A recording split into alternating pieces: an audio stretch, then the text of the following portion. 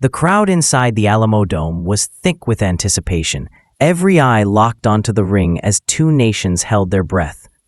The pride of the Philippines, Manny Pacquiao, standing across from the Mexican legend, Marco Antonio Barrera. Barrera, known as the baby-faced assassin, was a refined technician, a ring general, a warrior with 60 fights under his belt. Pacquiao, just a hungry southpaw with a relentless smile and dynamite in his left hand. From the opening bell, it was clear this wasn't going to be a slow burn. Barrera opened with poise, landing short jabs and clean counters, trying to control distance. But Pacquiao, buzzing with energy, came forward like a storm. Every missed jab was met with a blur of movement, and then snap, a left cross that thudded into the ribs. Then another. Barrera tried to clinch, tried to turn, but Pacquiao was everywhere at once. And then came the moment, that flash of speed and violence that would play on highlight reels for decades. Pacquiao slipped a jab and drove a straight left hand like a spear down the middle. It landed flush. Barrera staggered, his balance gone, knees buckling. The ref counted. The crowd roared. Barrera had only been down 3 times in his entire career, and now here he was, dropped by a Filipino whirlwind who had no intention of letting him breathe. As the round ended, Barrera's corner looked stunned. He wasn't just in a fight, he was in with something wild, unpredictable, and unrelenting. This wasn't the calculated boxer they studied. This was a human typhoon. The message was clear. Pacquiao hadn't come for respect. He'd come to destroy. The second round began with a hush over the crowd, not silence, but that nervous tension that hangs just before a storm returns. Barrera, still shaken from the knockdown, came out cautious, his footwork tighter, his jabs sharper.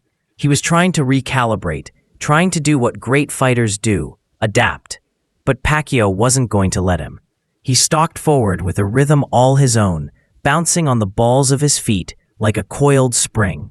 Then, with zero warning, he unleashed a 6-punch combination, each shot fired like a bullet from a machine gun. Barrera tried to duck, to pivot, to block, but Pacquiao's hands were faster than thought. The left hand cracked to the body, the right hook sliced the guard, and then a brutal left uppercut lifted Barrera's chin skyward. The Mexican legend was fighting back. Of course he was. Warriors like him don't fold.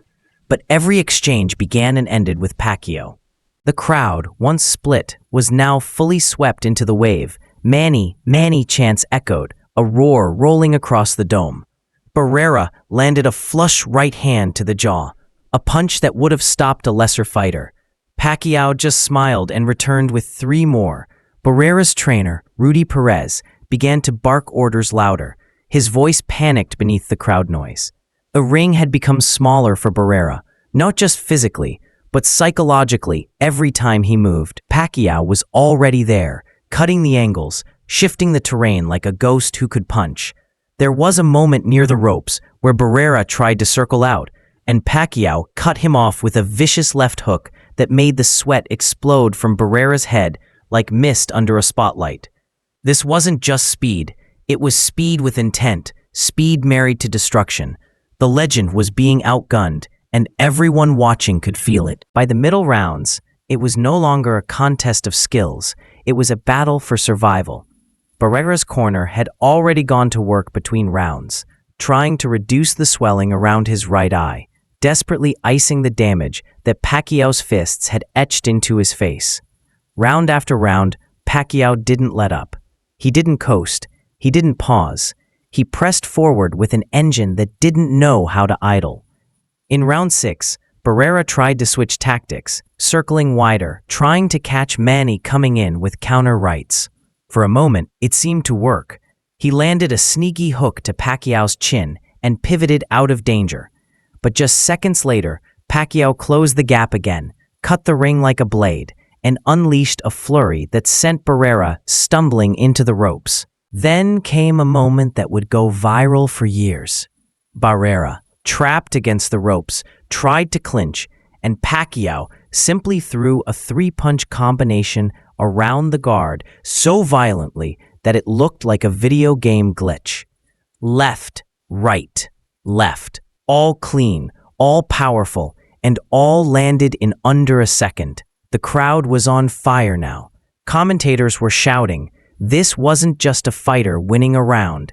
This was a man redefining what it meant to be relentless.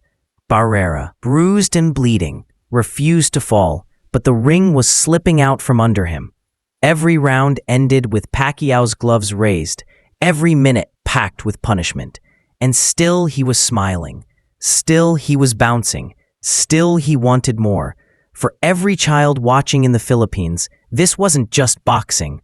This was pride, fury, and history unfolding in real time.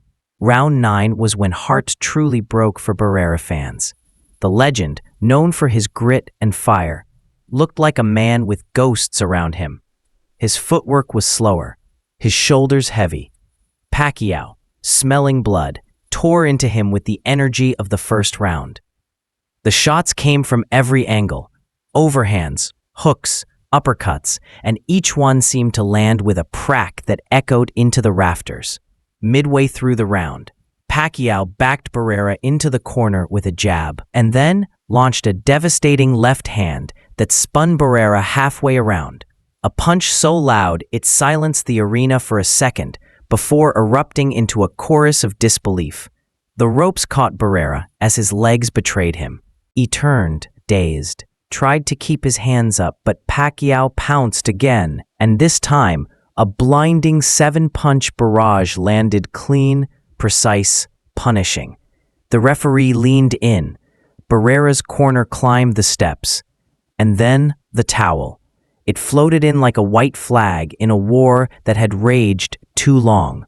The crowd rose to their feet, some in shock, others in awe, many cheering through tears. Barrera, the legend, stood defeated, not broken, but battered by something that felt more like a force of nature than a man.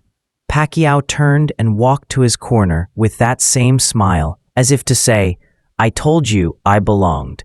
The final announcement was almost an afterthought. Referee stops the contest at 2 minutes, 56 seconds. Winner by TKO, Manny Pacquiao. The arena exploded. Reporters scrambled to adjust their headlines. Pundits sat stunned. What had they just witnessed? Not just an upset, not just a win, a transformation. Manny Pacquiao, once an unknown wildcard from General Santos City, had just dismantled one of the greatest Mexican champions of all time. And he didn't do it with luck. He did it with skill, speed, and a fire that refused to dim. Cameras zoomed in on Barrera's face, proud, swollen, humbled, and then turned to Pacquiao, who stood on the ropes, arms raised high, as the flag of the Philippines waved from every corner of the crowd. For the fans, for the country, for the dreamers, this was the moment that turned Manny Pacquiao into a star, and from a star into a legend. His journey had only begun. The boxing world would never again pronounce his name with hesitation. He wasn't a maybe. He wasn't an underdog. He was Manny Pacquiao, a storm that left champions wrecked in its wake.